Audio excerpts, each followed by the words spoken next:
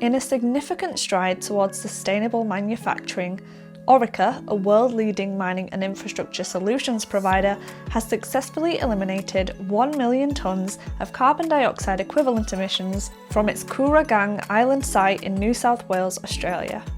This remarkable achievement is equivalent to removing 600,000 cars from the road, marking a crucial milestone in the company's ambitious decarbonisation journey.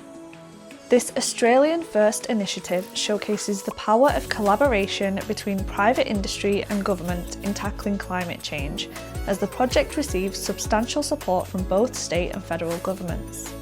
The emissions reduction is the result of an innovative deployment of tertiary abatement technology across 3 nitric acid plants at the Kooragang Island facility.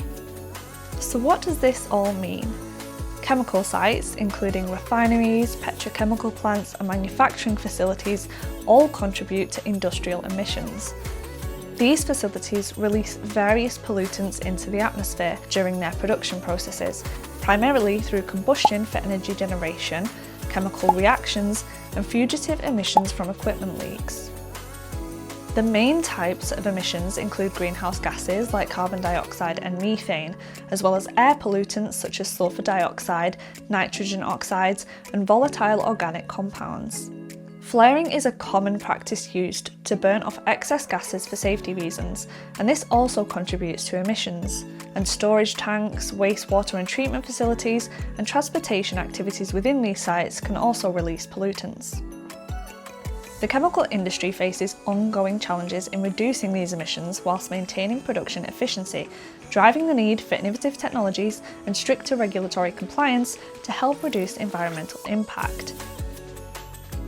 So what is tertiary abatement technology? It's an advanced method used to reduce air pollutants after primary and secondary treatment processes. It uses sophisticated techniques such as advanced filtration, chemical treatment or biological processes to remove these stubborn contaminants.